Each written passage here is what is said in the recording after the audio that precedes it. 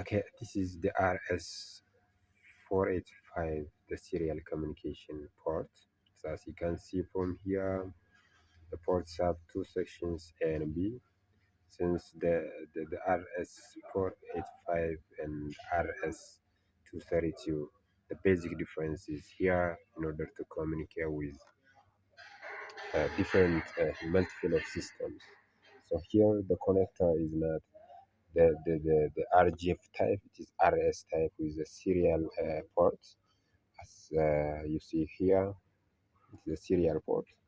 Have two lines, the A line and the B line, for the communication between the PLC. There is HMI here, the human machine interface, and also the controller.